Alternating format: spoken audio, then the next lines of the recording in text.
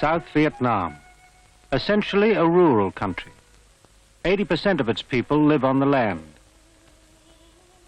Peasants, most of them, with the peasant's closeness to the soil, his power of endurance.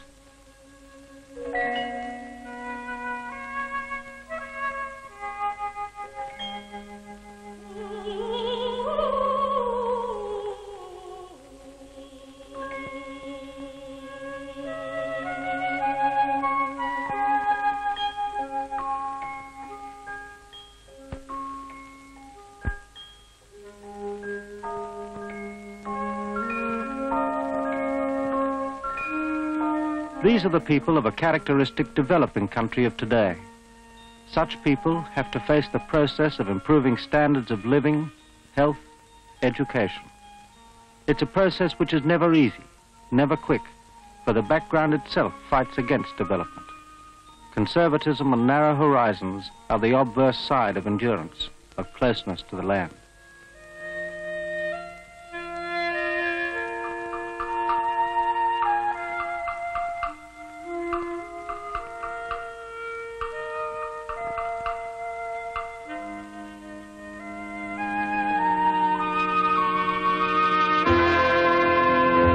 But for South Vietnam, the unlucky country, there is another factor, another obstacle on the hard road of development. For over 20 years now, there has been no peace here. The vacuum left after the Second World War has never yet been filled. There has been dissension, war, and since the 1954 Geneva Agreement, fragmentation. The developed industries lie north of the 17th parallel.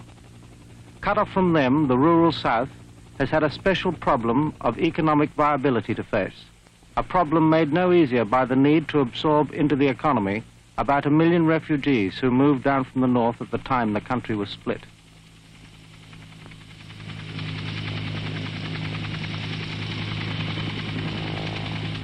Many of them set up their own villages, remaining as close-knit communities, often centered on the village church.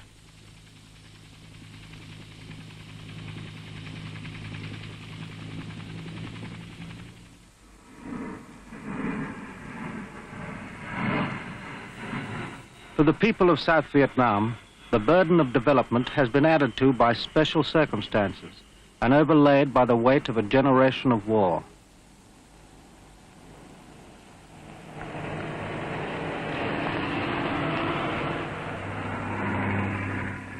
In recent years, the Viet Cong have made a special target of village development activities. Schools particularly have been destroyed or closed down, and schoolmasters killed, wounded, or kidnapped. Leaders in other community services have been attacked and their work destroyed. One effect has been a great fall in rural production. Tired of terrorism and commandeered crops, many peasants have abandoned their fields.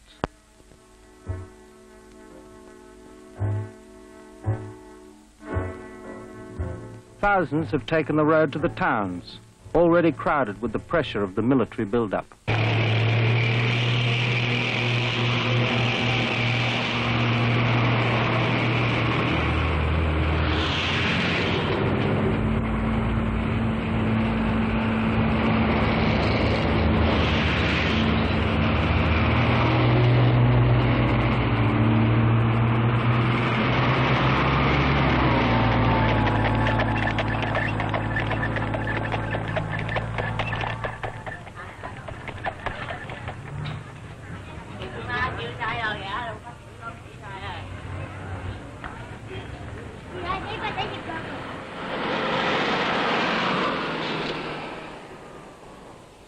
There they may join the diversity of camp follower activities in varying degrees of repute, for there can be no normal pattern ready to absorb this influx of old and young from the country.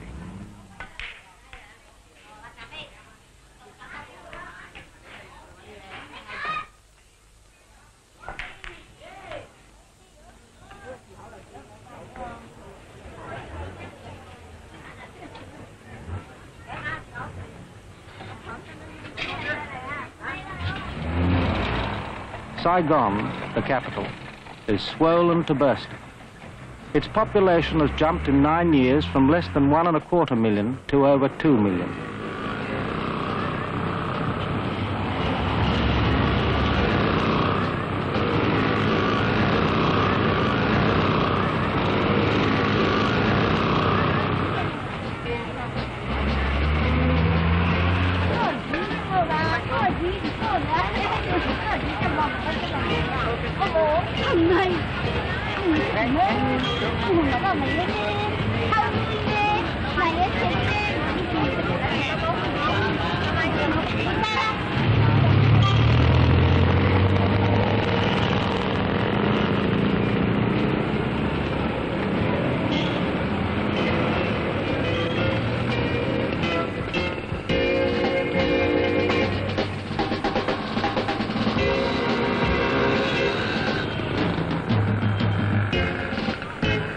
Yet the crowds hide a manpower shortage.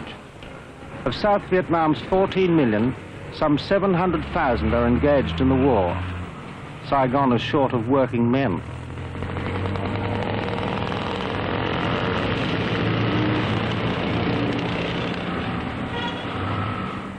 The public services are under strain. Auxiliary power generators clutter the pavements.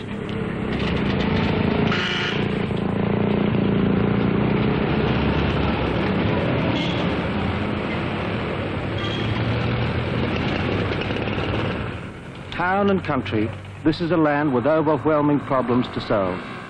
How is it tackling them? Tran Luong Ngoo, who studied in Australia under the Colombo Plan, is Director of Research and Planning in the government of the Republic of Vietnam. The actual situation can be described in these terms. We are a developing country and we are a country at war. Our task, therefore, is to develop the country and to win the war. These tasks may appear incompatible at first, but in fact they are only two aspects of the same problem.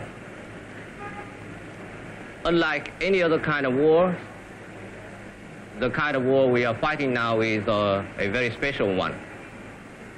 In this kind of war, not only do we have to fight for the territory, but also we have to win the support of the people. There is no better way of winning the support of the people than to help them to live a better and safer life. We have adopted a plan for rural development. This plan has various programs such as hamlet reconstruction, agricultural development, public works, education and public health. Our policy is to restore security to an area first. And then we help the farmers to reconstruct the hamlets. To this end, our activities are directed to only one aim: to win the war and to develop the country.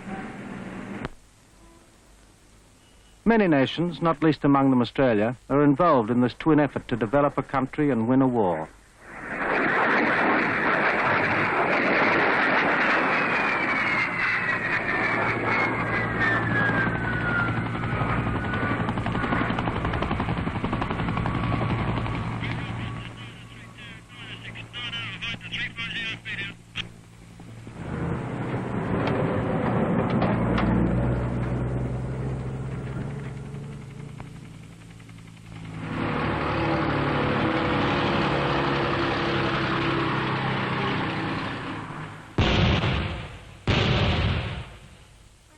Chu Hoi, open arms.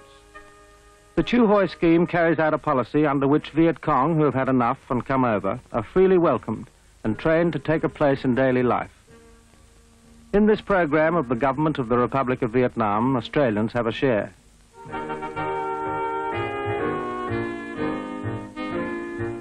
Major Philip Burns of Brisbane makes his contribution to the retraining and absorption of the Viet Cong, who come into the Chu Hoi centres at the rate of 400 a month.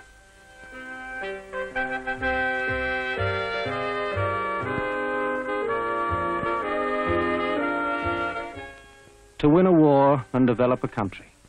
The dual objective makes itself felt in every aspect of action in South Vietnam. The military forces themselves, unlike those of earlier wars, recognize this policy. The Australian attitude was made clear by Brigadier O D Jackson in his capacity of task force commander. From a purely military point of view, the Australian task force is here in Vietnam to play its part in the destruction of the communist forces in this country. That is a purely military viewpoint. My officers and my men know that it goes much deeper than that.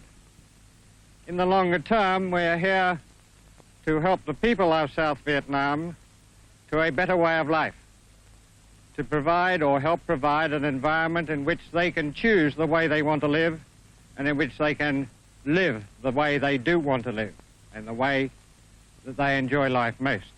In other words, the ordinary things that any human person on the face of this earth wants. However, the long term of which I have spoken is not a thing that can be left forever. From what we as soldiers have seen about us here in the area in which we are working, it is something that has to be done right now. And we are attempting to do this in our civic action program. By civic action, I mean direct assistance to the people to help themselves to a better way of life. It involves medical assistance, dental assistance, building schools, building marketplaces, building dispensaries in which the doctors and their assistants can work. Now, it should, I think, be very obvious that military operations and civic action are very closely related. For example, what is the use of building a school if the Viet Cong are going to come in and destroy that school and murder the teachers? What is the use of building a marketplace if that marketplace also is going to be destroyed by the Viet Cong, or if the people are going to be threatened so they're not permitted to use it? What is the use of bringing these things to a people if the Viet Cong or the North Vietnamese regular forces can come into that same area when we leave and destroy what we've done? So we attempt to provide security within which civic action can work. Those two things are intimately related. The work begins as soon as some form of security is established. The first step is often to find out where poverty and need lie most heavily, and by offering immediate relief in the form of food, to open the way to understanding. The hope, often realized, is that the villagers will learn that a fighting force can also be concerned with their condition as human beings. Before long, visits by the doctor and the dentist are an established practice. Children and adults begin to come forward for help.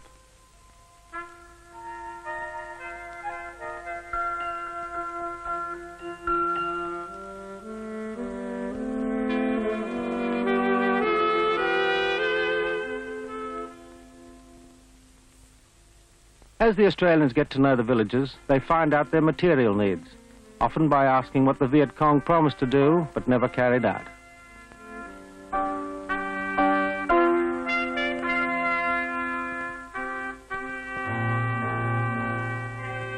A building in the village was damaged and the owner wants to repair it. All right. The civic action team can help by providing roofing material. A leg up for someone who's trying to help himself.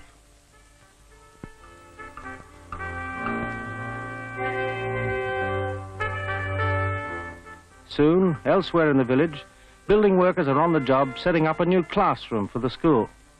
They couldn't do it before because they had to spend all their time providing food for their families. Now the Australians pay them wages, and so the project goes ahead. The road linking the village with its neighbours hasn't been looked after and is likely to crack up. The engineers are pretty busy, but some of them will give up their spare time to help.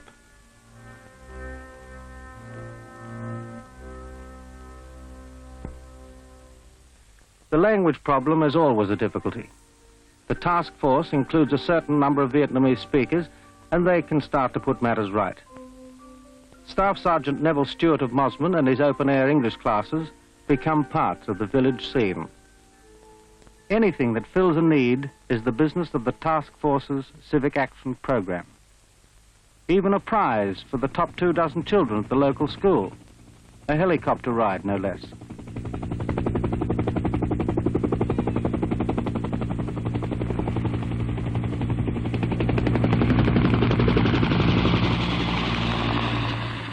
This isn't just a giveaway.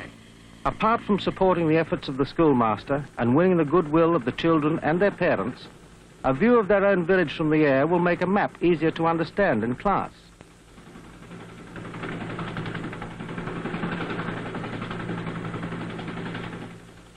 In all its varied efforts of this kind, the Army tries to give some impetus to this weary country. That, indeed, is the true objective of all aid, whatever its source. At Nha Trang on the coast is a village of refugees from the north who have established themselves as a fishing community. Their boats, their outboard motors, and the nylon cord for their nets were provided for them from donations made by the Australian Catholic Relief Service. The rest has been up to them, and they have taken the opportunity with both hands.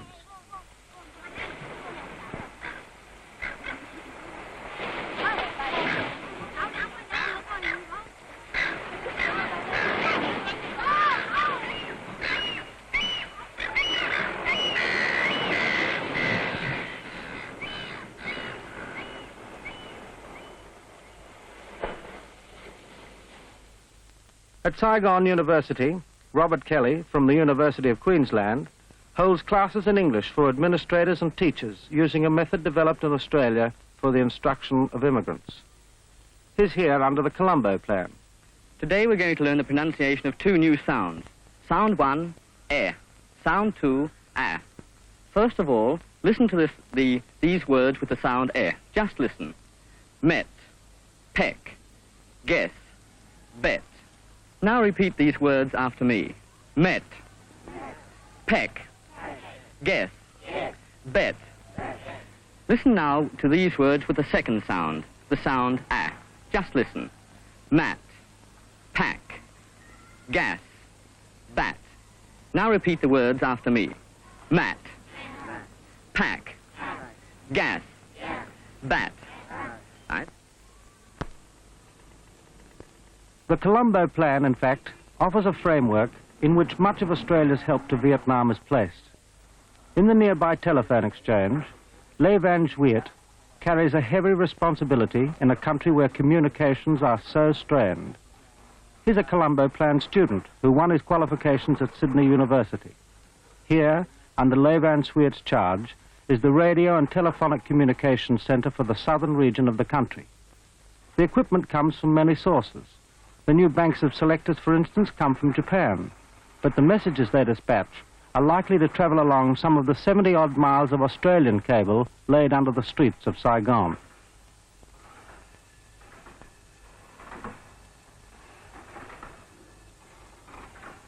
Like the communication system, many of the public utilities are inadequate. Water supplies, basic sanitation. These are the kind of things that need attention. At Bien Hoa, a provincial capital of some 90,000 inhabitants, there is no reticulated water supply. Under the CETO aid plan, Australian experts examined the problem and designed a completely new system.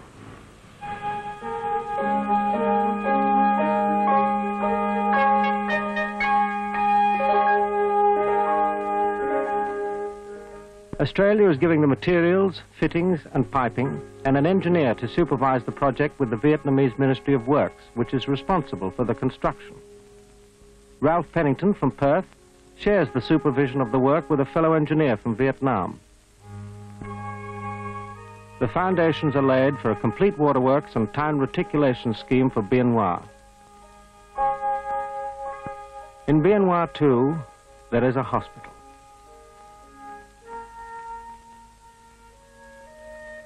Nominally a 250-bed hospital, it's always overcrowded. Supplies, even power and water supplies, cannot safely be relied on. To handle the situation, both professionally and administratively, the full-time Vietnamese medical staff consists of Dr. To.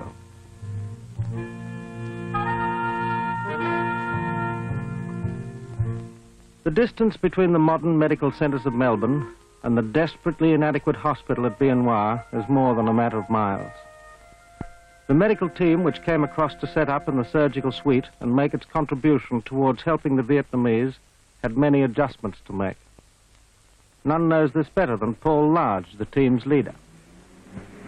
It is clear that the Bien Hoa Provincial Hospital faces many problems. This hospital is a 250-bed hospital which serves a population of about 300,000. This is the only hospital in this area which deals with civilian surgery, except for very specialized types of surgery, and in consequence it is very busy. The team is responsible for all the surgery which is done in the hospital, and before the first team came in January, there was no surgery done here. The operation I'm doing is for a fracture of the humerus in a man who sustained this injury while on service with paramilitary forces.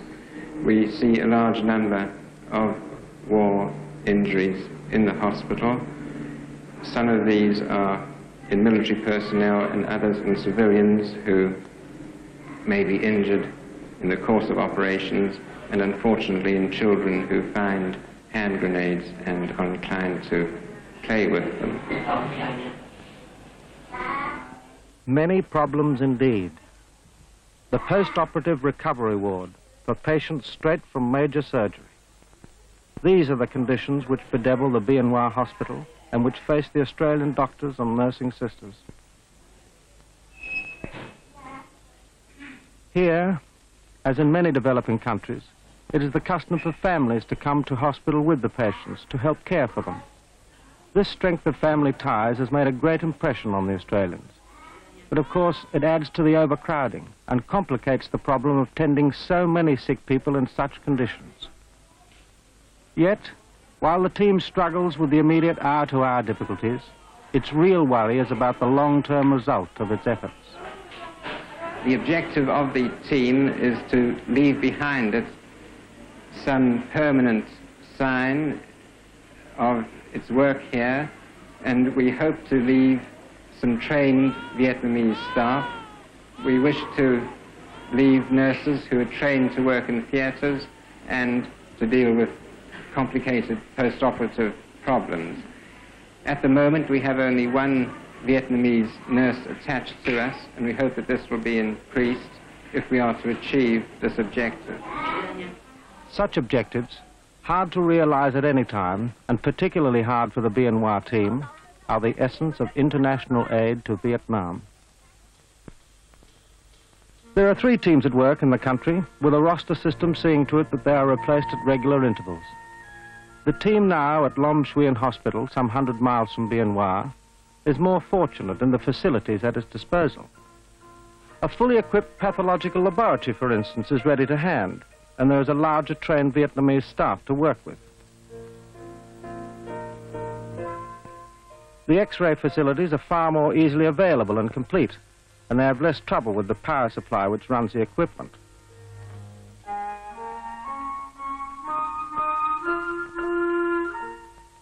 Surgical work, of course.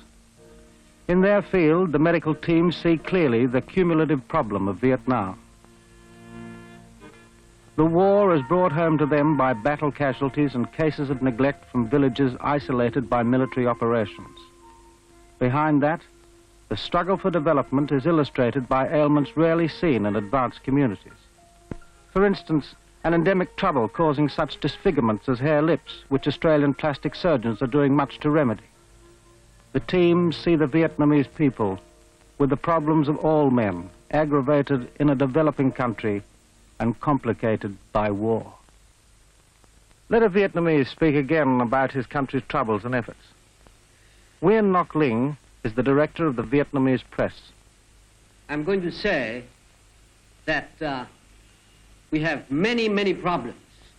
Some of them look quite insoluble. Nonetheless, we do not lose heart. We are still striving, and we are striving every day in order to solve all of these and bring a new society to Vietnam. And in all of these efforts of ours at saving our nation from communism, and also at the same time building a new society for Vietnam, we are getting much help from many friendly nations and allies. As a matter of fact, we have help from 40 nations, among which one of the foremost nations is the Australian nation and people. And I'd like to mention the appreciation of the entire Vietnamese people for all the help that we are getting from Australia in the field of medical assistance, in the field of education, and of course, last but not least, your Australian fighters, the valiant ones that are fighting alongside with us in Vietnam, have been absolutely marvelous, and they have taught us many things in anti-guerrilla warfare.